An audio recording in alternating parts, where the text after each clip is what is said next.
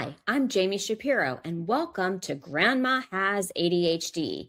I'm a certified senior move manager and owner of Silver Linings Transitions, where I help people navigate life's big transitions. But here's the thing, I spent years helping families move through change while completely missing the pattern that was running through my own life.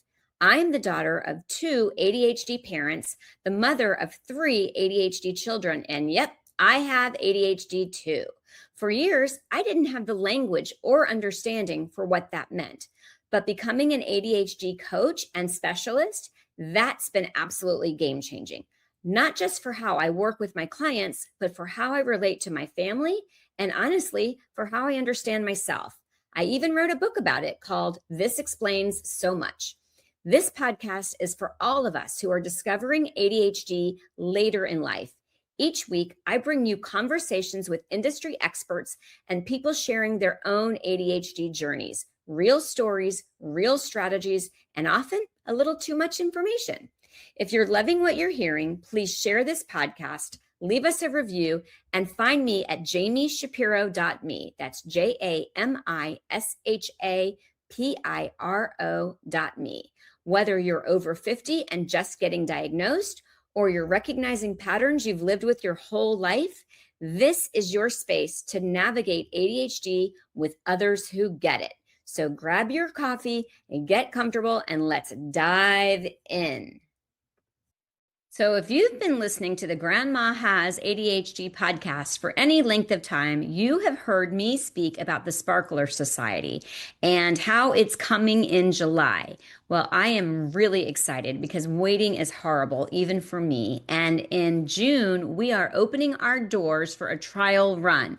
This is going to be absolutely free. It's an opportunity for you to join the community, find out what it's about, and help us kind of work out the kinks. So if you like what you hear, if you're looking for authenticity, you want to come as you are, you want to get your shit together with other people who want to get their shit together, then I would love for you to find me at jamishapiro.me. That's JAMISHAPIRO.me, and find the Sparkler Society where you can join the wait list. And in June, we're going to kick it off with our first 14-day challenge. We are going to tackle the bathroom. And if you join us, you're going to know why we picked the bathroom. So I cannot wait to get started.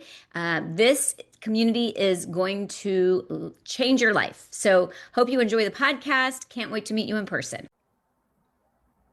I am so excited to welcome to the Grandma Has ADHD podcast, somebody who I actually consider a friend. And so it's going to be an unusual podcast.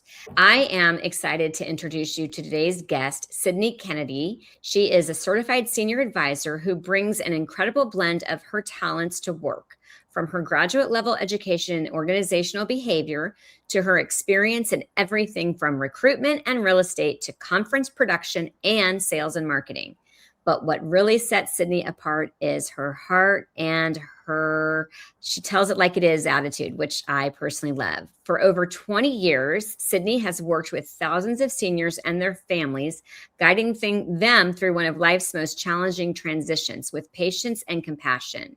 And she also has experience because she helped care for her mother at a distance while she was having to make decisions and work full time. So she understands both sides of the equation. What makes this conversation today really relevant for our listeners is that she is among the millions of women of her generation who were likely living with undiagnosed ADHD.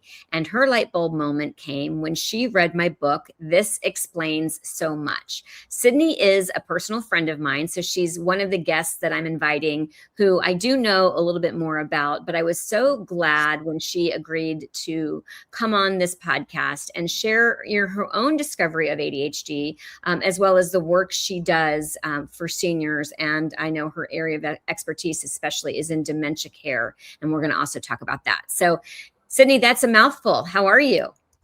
It is a mouthful. I just want to sit here and let you talk about me. Do you know what's so funny, Sydney? It's very, very indicative of an ADHD person to have a lot of different jobs. And then even when I'm introduced, I'm like, I did that. And I did that. That's very much, we have this imposter syndrome. So it's like we always have to be achieving. Do you feel that? Well, I mean, I'm older than you are. And so I've had more life experiences. And yeah, I mean, I'm very proud of everything that I've done. As you You should know, be. eyes wide open. And Mhm. you have to do what you have to do. And Mhm. I'm grateful for everything, the way I was brought up, everything. That's great. Well, speaking of that, I'd like you to kind of take me back to reading the book when you had that light bulb moment. Like, Jami, I think you're talking to me because I think, did you buy the book just to kind of support your friend, or were you curious after you heard a Oh no. presentation? Go ahead. Let's hear it. No, I ended up buying one book for me to look at because I was curious. And then I bought a few after. And yeah, when I started reading it, I think there was a checklist in it. It's been a Mhm. while since I've read it, Mhm. and I'm not an expert on ADD or ADHD at all. You know, I haven't sort of wanted to go to a doctor and find out if I have it or any of that stuff because at this point, I recognize a lot of the characteristics that you have in your book, and it explains a lot. Mhm. And I think probably the big thing that I got out of that was not not being interested in school. Mm. I was a daydreamer, Mhm. and I wasn't really interested. And I got caught out a bunch of times for not paying attention. Mhm. And and if I could get away with it, I was a disruptor in the Mhm. class Mhm. because I always had lots to say. And You, Sydney, you had a lot to say. yeah, I was always looking for, action. Mhm. And I want to point something out just to people who might be listening. There are a lot of people who feel like, it explains so much, but I don't need to do anything with it. But I will say that you are still working full time. And what I'm finding, we're going to pause for a second. You guys will hear Benji barking, but today you got to hear Rufus, Sydney's dog. So, as I was saying, you work full time still, but what happens for people with ADHD a lot of times is that scaffolding of their life has kept things together, and then when they retire, one of the challenges, and I'd love to ask you this question, Sydney, when I have an open day with nothing planned, it kind of freaks me out a little bit. How do you feel about an open day? um, I think that our lives are very different. I'm kind of an extroverted introvert. Me too. So I can waste a day like nobody, or I can get into something Hmm. and, dig in deep. Like lately, I've been reading voraciously, but Mm. I don't have any problem turning it off. Mm. I Okay. don't have any. Now, that's not to say that my brain's not going Mhm. because I'm very analytical and I'm planning things. I'm thinking about things, when I have to give a talk or even when I'm thinking about communities that I should refer my clients to. I'm constantly, there's a computer up there Mhm. that may not be turned off, but it doesn't mean that I'm actively working. Does that make Mhm. sense? Yeah, it does. It does. I mean, that racing brain. I am, by the way, Sydney, there's three types of ADHD presentation. There's inattentive, which is probably what you have. And then there's hyperactive, which almost everybody can remember that little boy in school that couldn't sit still. And that's the hyperactive presentation. And then there is the combined type, which is actually me. I am both. So I do have a harder time with sitting still. So I also have the not sitting still and the racing brain, but you are wrong. I am actually also introverted. I can turn it on and then it wears me out. And I call it I love another podcast interview that I did with a Wilma Fellman who said her spirit animal was a Squirtle. And I said, that describes me so well. So I go, go, go, go, go. And then I retreat like the turtle. So now No, you. I would say I'm not, I don't have the H. Well, okay, so Sydney, they changed it in the DSM-5. It used to be ADD, and now it's ADHD inattentive type. So even though you may not have a hyperactive body, you have a brain that would be considered hyperactive because Okay. it's going. So Yeah. just there are a lot of people who say to me, "Oh, I don't have ADHD, I have ADD." Well, I didn't write the DSM-5, but that is how it's classified now. Well, So. I've always thought of myself, and my family used to tease me at this. I don't have a problem making a decision. So I don't want to mislead there. I can make a decision. If it's a wrong decision, I'll make another decision. Grateful for that, because my mother was, a procrastinator, I guess, or, afraid to make a decision. But I'm very analytical. So I can get into analysis paralysis. Yeah. And I don't know if that's part of ADD, but I can get into, Yeah. analyzing it thoroughly, and I'll reach a conclusion, but I'm really very analytical. I should have been an engineer. So what I like to tell people is that you meet one person with ADHD and you meet one person with ADHD, because we really are all very different. And I cannot diagnose anybody, but there are personality traits that I see in people, and I think it's especially when you talked about your childhood, when you and I sat down together and you talked about, I think, something about your dance class, or I don't remember. Do you remember the story that you shared with me about when you Well, were? my mom told me that I was kicked out of ballet when I was young for being a disrupting influence. And I'm sure it was because I didn't want to be doing ballet. I was a jock. I mean, I loved active sports, but ballet wasn't it.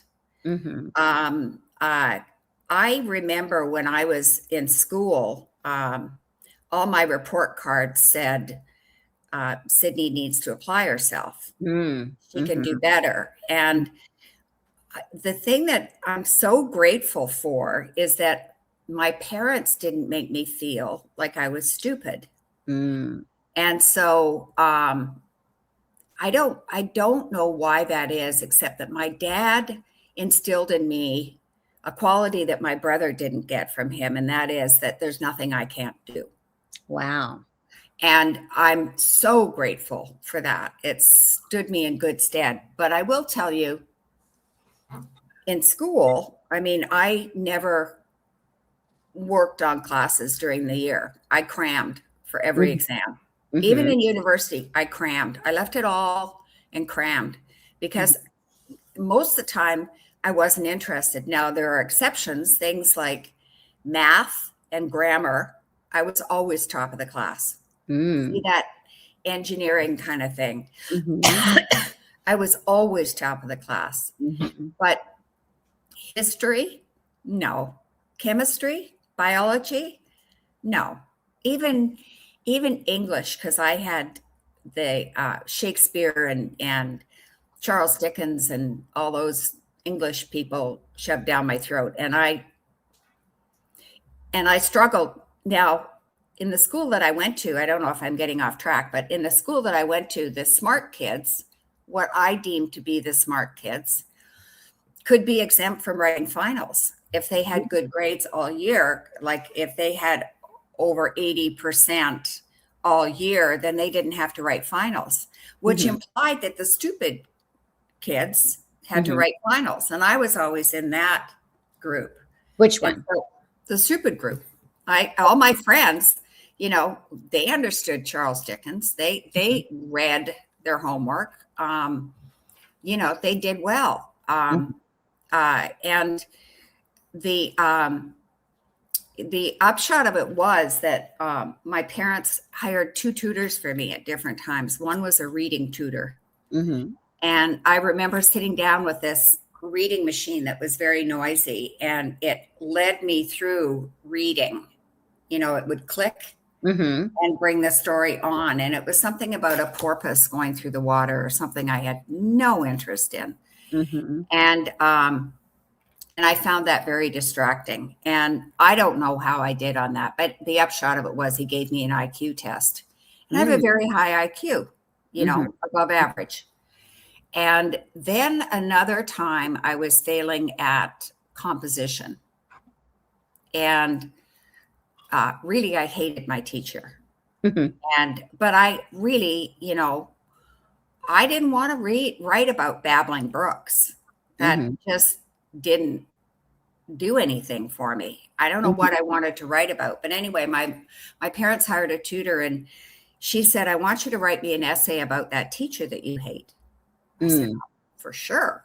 So I wrote it, and she read it, and she said, "There's nothing wrong with your Mhm. writing skills." Mhm.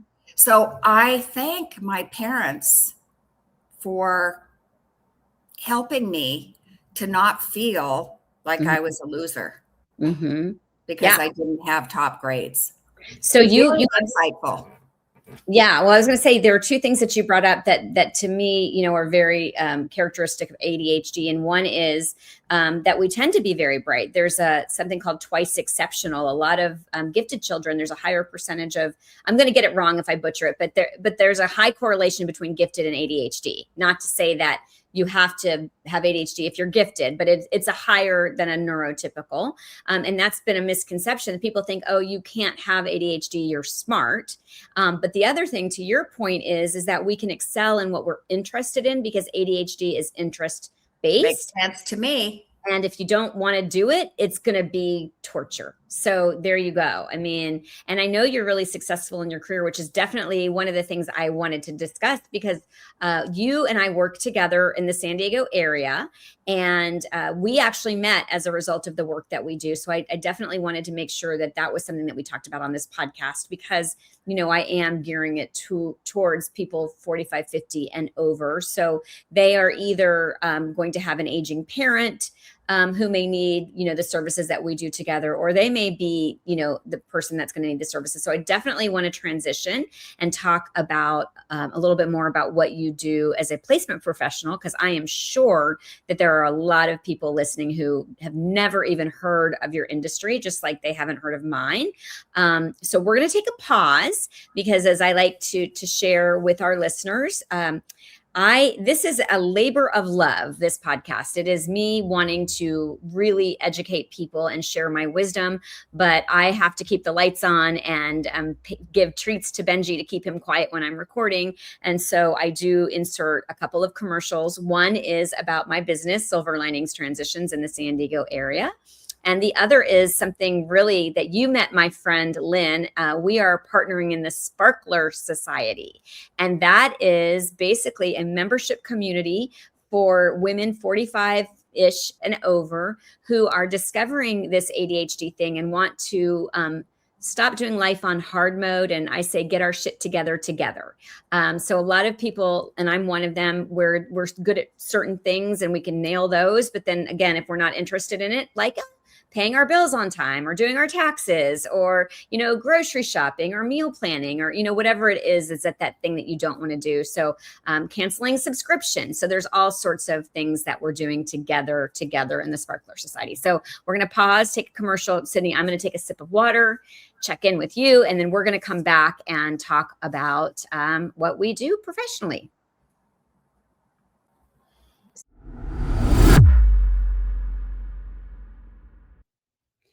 I used to dread visiting my mother. Because of the clutter, the piles, the chaos, we all experience clutter differently. For me, it was a source of anxiety and stress. I'd try to help and she'd get defensive. We were both frustrated and it was destroying our relationship. Then we discovered something that changed everything. My mother had ADHD, and she'd been living with it undiagnosed for over 76 years. Suddenly, it all made sense. The clutter wasn't laziness, the disorganization wasn't a choice. Her brain was wired differently, and no amount of willpower or traditional organizing advice was ever going to work. That discovery became my life's work. It's why I started the Grandma Has ADHD podcast. It's why I became an ADHD coach and specialist. And it's why I am so passionate about helping women like my mother and maybe like you. Because here's what I know: clutter affects us emotionally and physically. It damages relationships, it creates shame spirals, and the overwhelm of not knowing where to start keeps you frozen. But it's okay to ask for help. In fact, it's brave. If you're in the San Diego or Coachella Valley area, my team at Silver Linings Transitions can come to your home. We'll help you tackle the clutter with compassion, not judgment. I also work with women virtually through one-on-one ADHD coaching. And if you are overwhelmed with clutter, I can connect you with trusted resources in your area. Visit jamishapiro.me to get started or grab my book, This Explains So Much, on Amazon. My mother and I got our relationship back. You can get your peace back too. That's JAMISHAPIRO.me.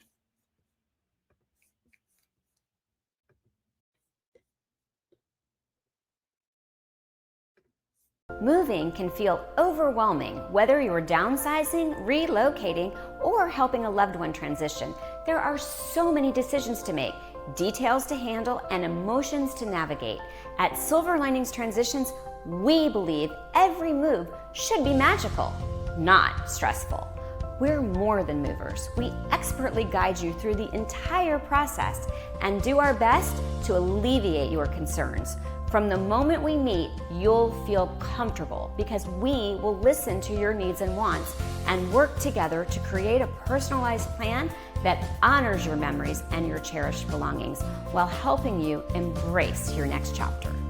We visit your new space and create a detailed floor plan, ensuring your furniture and treasured belongings will fit safely. We handle the logistics so you don't need to worry about anything, from sorting and packing to coordinating the sale and donation of unwanted items. Our professional team uses efficient, eco-friendly bins and handles every detail with care. We coordinate with our vetted moving partners, oversee the logistics, and ensure nothing is left behind, even packing your refrigerator items. Here's where the magic happens. We don't just unpack. We recreate the feeling of home. Using photos from your previous space, we thoughtfully arrange your furniture, hang your pictures, and set up your kitchen and bathroom so everything feels familiar from day one. When you walk into your new space, it's not just moved in, it's home. Your coffee pot is ready, your favorite photos are perfectly placed, your bed is made, and your new chapter begins with comfort and joy instead of chaos. This is how Silver Linings Transitions makes moves magical. We handle the emotional lifting and the logistics so you can focus on what matters most, settling into your new home. Because every move deserves a silver lining.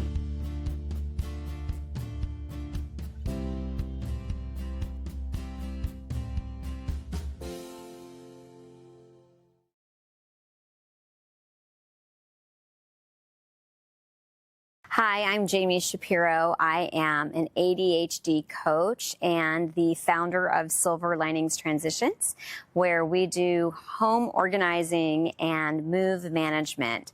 And, I did not know that I had ADHD for years. And I remember personally hiring an organizing company to come in and help me because I could just never get it together. And it really wasn't until I understood ADHD and its impact that I realized why. And so I wrote a book, This Explains So Much, Understanding Undiagnosed ADHD, because I just feel like there's so many answers that people don't even know that they're looking for, especially generations of women who grew up thinking that ADHD was just for the hyperactive little boy. It turns out it's not only a body that can be hyperactive, but it can be a mind that's hyperactive. So you can have a wonderful day and you can have something wonderful happen, and then that one negative thing that happens is going to be the thing that takes you into that spiral, and it's going to be keeping you up at night, and you're going to be ruminating on it. And I think that, we as women carry so much shame and so much how it's supposed to be. I'm supposed to have it together.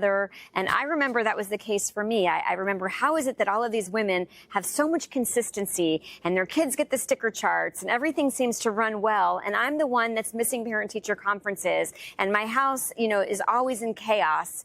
And then again, that negative self-talk. So my mission is really to educate people who have no idea that ADHD has the impact that it does. And it's to connect you to other people who get it and who will make you feel that you aren't alone, you're not crazy, you're not lazy, you're not stupid, you're not too much. You just have a brain that was wired differently. And I can't wait for you to join me in the community that I'm building, the workshops that I'm creating, the book club that I'm hosting, because I know that I am going to make a profound difference in your life. So Sydney, I'm gonna throw a plot twist at you, which I did not prepare you for.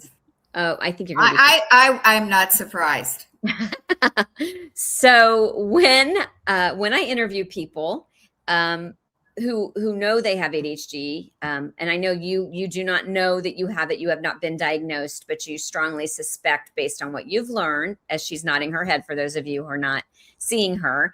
I normally ask people, I call it the button question, and that is assuming that you have ADHD. And again, I'm not a doctor, so I'm not diagnosing you, but assuming for the sake of this conversation that you do, if you could turn a button, press a button, hard for me to get the words out, not have it, never had it. So basically a lot of those characteristics of you, like, you know, you would have been good in everything, but maybe you wouldn't have been so interesting or creative, you know, that kind of thing. Would you press the button and not have that characteristic of ADHD?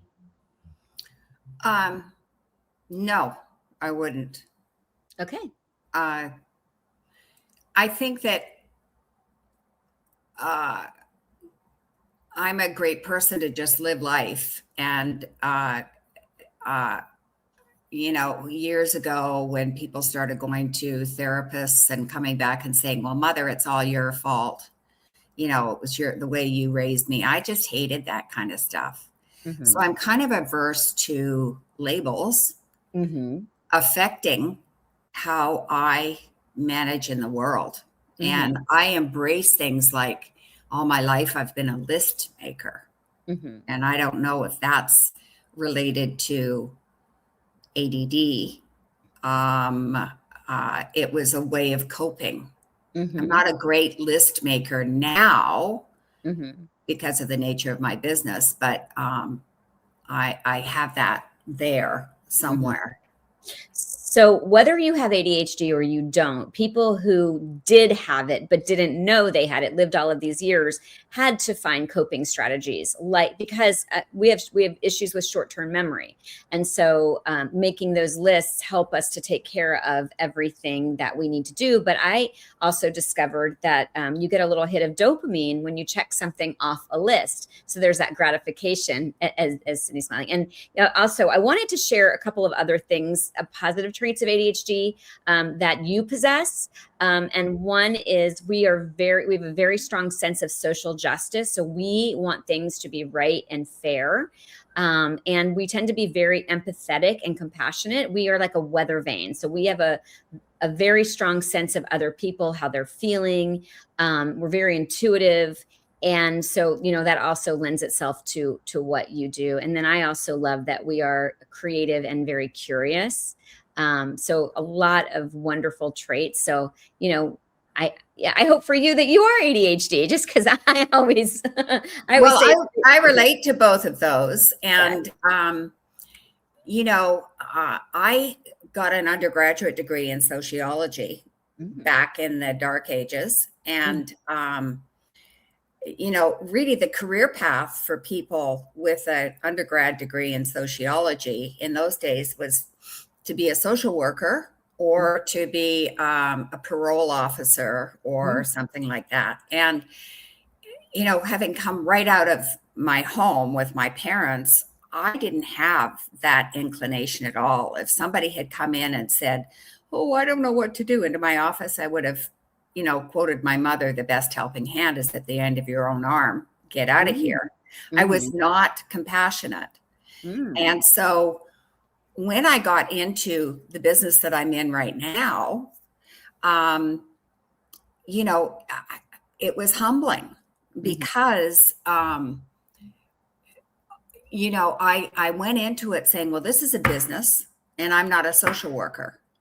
And I still have to remind myself that I'm not a social worker. but I'm compassionate now. I'm really understanding. I can really put myself in their shoes. And I want to, give them information. I never take away their decision-making process, but I want to hold their hand is what I want to do, metaphorically, through the process. And well, so let's talk about, actually, I think we've teased it long enough. I think let's talk about what it is. So Sydney is a placement professional. And Sydney, I don't know what CPRS is on the end of your name. What is that? Certified Placement and Referral Specialist. Thank you. Okay. So see, I just learned something, and I am on the NPRA, which is the National Placement Referral Alliance. And they're the ones that offer the CPRS designation. Right. And so I am, for those of you who've listened to my podcast or haven't, I am a certified senior move manager. So I am on the board helping people in San Diego who work with placement professionals. Once they've decided where they're going to go, my company does all of the logistics of the moving and that. But so anyway, so Sydney, tell me a little bit about what placement professionals do, because I think I've only had one other placement professional on the podcast.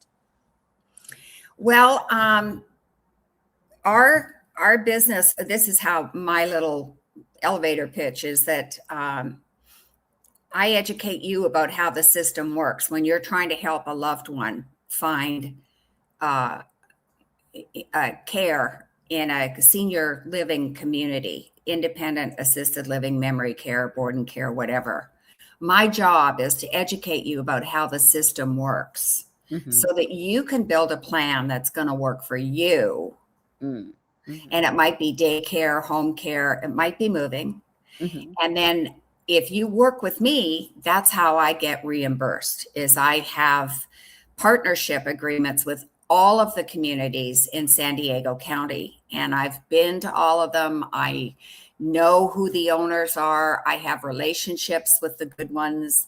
And so I can refer you to options that suit your needs. And so I'm able, through my experience as a recruiter and otherwise in business, I'm a very good interviewer.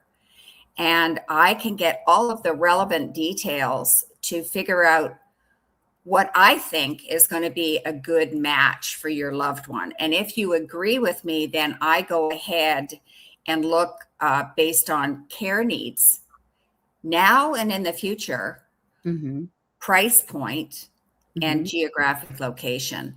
And then I'll refer you to 3 or 5 places that I've cherry picked.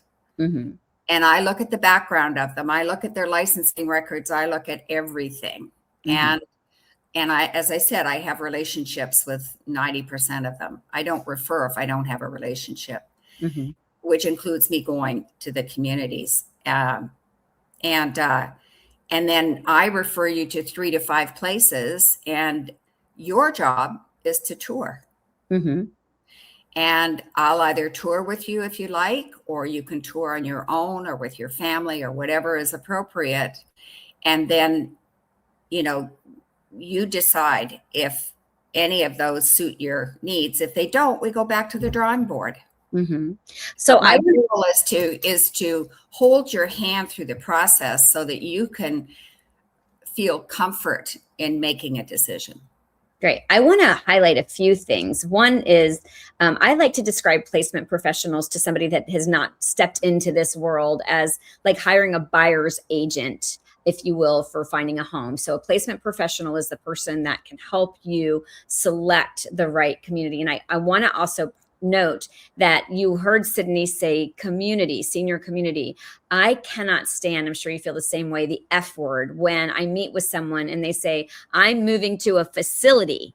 And I'm like, do you need to be in a facility? So it's institutional.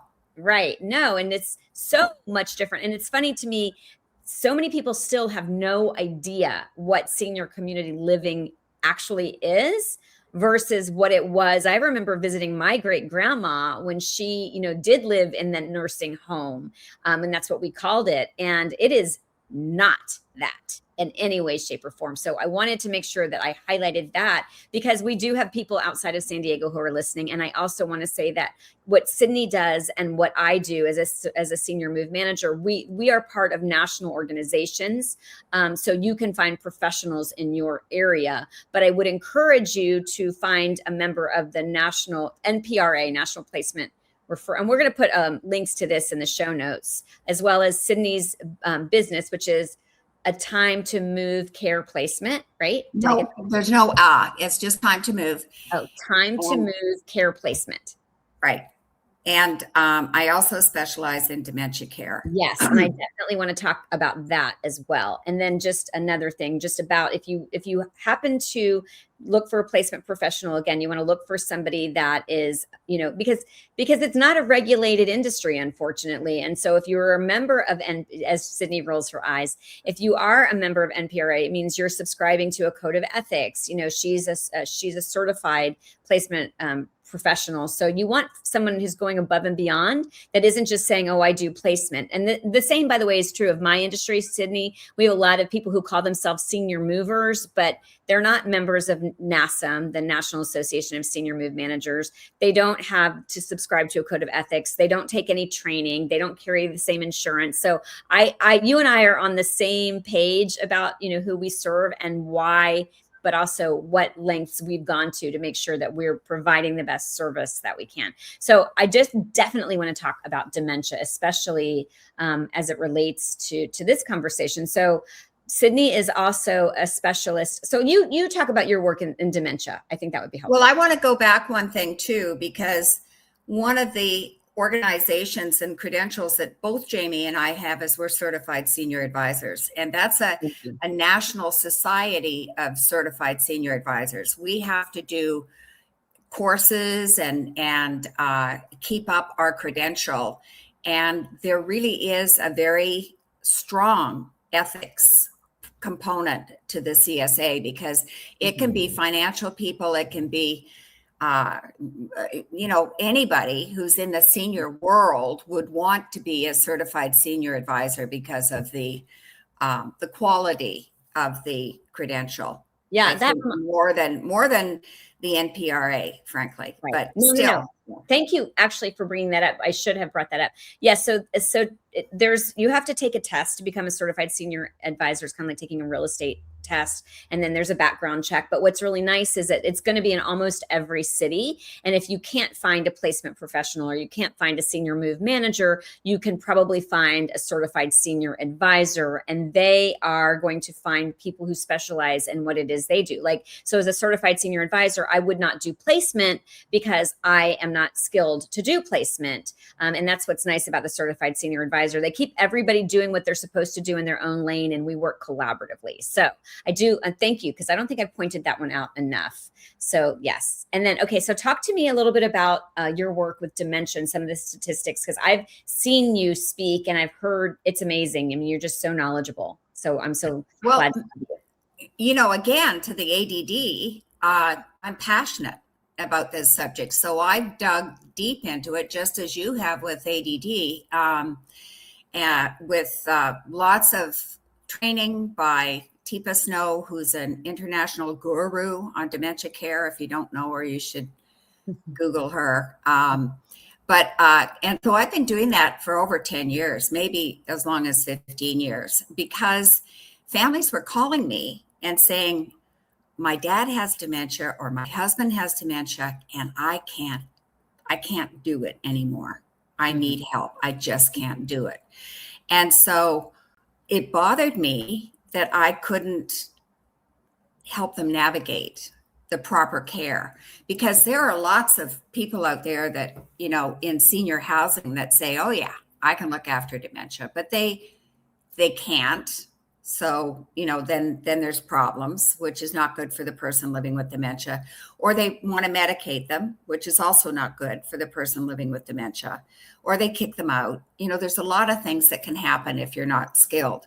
So I've learned through Teepa, who's an occupational therapist, and I've studied with other people too. I have other credentials, but she's my number one guru, and she's very prolific in videos and teaching family caregivers. And so she's an occupational therapist, and she brings that to the table. So she teaches not only why are they doing this, what's going on, but what to do, like tips and techniques, very practical tips and techniques. And that's why I love her so much. She's effective. She works on, getting rid of these. This is the type of relationship that most caregivers have with their loved one with dementia. Her goal is to have it like this. So just for you who are listening, you saw Sydney, she would have been butting her knuckles together versus interweaving her fingers. So I just want to point that out. Yeah, because I have on one of my collaterals that I will guarantee that if you have lost connection with your loved one living with dementia, I'll guarantee that I'll get you connected again. Wow. Through her tips and techniques. That's amazing. This is why it's my passion. Yeah. And I'm a witch when I go into these communities. I'll go into memory care when it's an independent assisted and memory care or whatever. And I'll go up to the staff and say, when was the last time you had some training? Yeah. Yeah. And I already kind of know the quality of their care. But it just bugs me. Yeah. So what would you say to a family who is struggling with a loved one who has dementia? I mean, it is the longest, hardest goodbye we've had it. I don't think there is a family that hasn't been touched by dementia. Wouldn't you agree? Well, I prefer to look at it as not what you're losing, but what you still have. Okay. And shift kind of that attitude so that you can have more quality interactions with that person living with dementia. Because there's still a lot of abilities there. But, it's like especially you were talking about nursing homes. I mean, it's like the caregivers that come in with a plate of food, they put it on a tray for the person in bed. And it's ham and scalloped potatoes. And they don't have the ability anymore because of their dementia to cut up that food and feed themselves. So they come back a little bit later and they write on the chart, refused lunch. And so that kind of stuff is risky because they're not getting and it's inhumane, I think, And I think that everybody living with dementia deserves dignity. And so by letting them do what they can still do, by, traveling with them, you're really giving them the dignity that they deserve. Yeah. Wow. I hadn't even considered that. So thank you. Is there anything else you want to share with the audience, either about, by the way, you keep saying ADD and, it's AD. It's like saying facility, Sydney. It's like saying facility in your industry. Doesn't it bother you? Oh yeah. The F word. I mean, yes, so that's how I feel very well. Yeah. So it should be ADHD. Correct. Thank you. You know who corrects me all the time is my friend. Oh, okay. Yeah. She corrects me all the time. So I'll just leave that. Okay. Yeah, I guess you don't talk about that. We've talked about your friend quite a bit, but yeah, I'm going to air any dirty laundry, although I love, spilling the tea here. We could definitely get ourselves into trouble, couldn't we, Sydney? Well, she's known about this not longer than we have. She was diagnosed many, many years ago, and she's on medication. Yeah, I'm amazed that there are people, it's very few and far between, especially in older generations of people who knew that they had ADHD. So in our final parting words, is there anything you want to share with so keep in mind who our listeners are, probably women 45 and over, either caring for loved ones and likely have ADHD or suspect they have ADHD, which would also mean that they probably have family members with ADHD, as it's highly heritable. And for some, it's a relief. It's like, oh, this does explain so much. And then it's also mixed with the grief of, if only I had known sooner, what would my life have been like? So I would love to hear what you have to say in your parting words.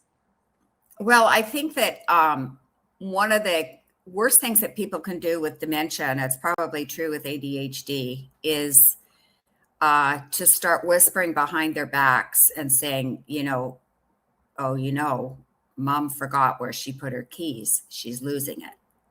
She forgot what she had for lunch yesterday. She's losing it. She forgot that she bought toilet paper last week and she doesn't need toilet paper. She's losing it. And that sort of thing is, I'd like people to hold themselves in check and really know what they're doing before they start taking other people's inventory, as they say in AA. Mm-hmm. Get a professional read on it. But again, back to that dignity, don't assume anything until you absolutely know it. There is a change that goes on in our brains as we age, and that is just we get slower. Mm-hmm. And that's regardless, ADHD, dementia, not. I mean, that's everybody is going to get slower. There's going to be it's just, walking into a room and not remembering why you walked in. Happens all the time, and it's not dementia. Right. Well, it's interesting. I think I've shown you the charts. I mean, there was the early signs of dementia.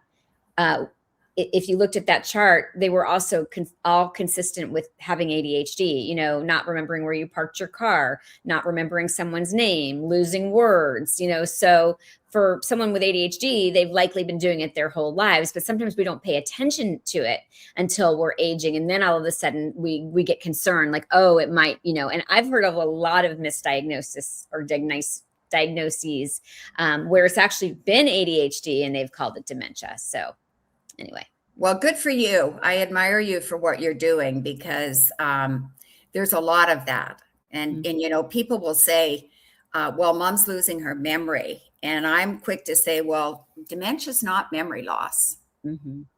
And dementia is not Alzheimer's. Mm-hmm. Memory loss is not Alzheimer's. So, there's much more to it than that. And so give us a break. Right. Well, I really admire you. You are also really advocating for a community that needs your support. And I love that you can reconnect families, because that's exactly what I'm trying to do with the ADHD awareness. And, I've shared done it with your mom. That's exactly right. I like to tell people, like, I mean, if you had asked me 3 years ago if I would be close with my mother, I would have said, no way. My mom and my relationship was my obligation. I never thought that we could get to where we are. And it's when I started to realize that my mom all these years had ADHD, and I was judging her the same way, someone would have said, why can't you perform better? And I'm like, so I had to look at my behavior and realize, my mom was doing the best she could. Had she been properly diagnosed, then her life really would have been different. And a lot of the challenges that we had would have been avoided. And so I'm really coming to that space with empathy and awareness, which is exactly what you're telling people to do when they have family members with dementia. Right. Mm-hmm. Don't assume anything. Right. Just love them, accept them. I think love is really the universal language behind all of it, isn't it? And regardless of what we're going through, loving. It's hard though. When people call me, they're exhausted. Mm-hmm. They're sleep deprived. And I get it. It's the doctors just say, well, get his affairs in order. They don't give them any help at all. And so it's really an honor for me to be able to say, we're gonna make this easier for you, I hope. Right. So if you're in the San Diego area and you are you have a loved one with dementia, you should definitely reach out to Sydney Kennedy. And if you are not in San Diego, definitely you want to look up Teepa Snow. That's TeePasnow. I had the privilege of getting to interview her or talk to her because of Sydney, who said, you got to meet Teepa Snow. And she's amazing. And I've seen her speak. So anyway, if there's anything else you want to say before I close with my parting words, this is your shot. Keep up the good work, Jami. I think you're doing a great job, a great service. Thank you, Sydney. Same, right back at you. So as I like to end my podcast with, it really is never too late to make the rest of your life the best of your life. Thank you for listening. Please share this with your loved ones because we need to advocate for and understand ADHD. So ADHD, Sydney, so we can destigmatize it and help people to live the best they can. Thanks so much.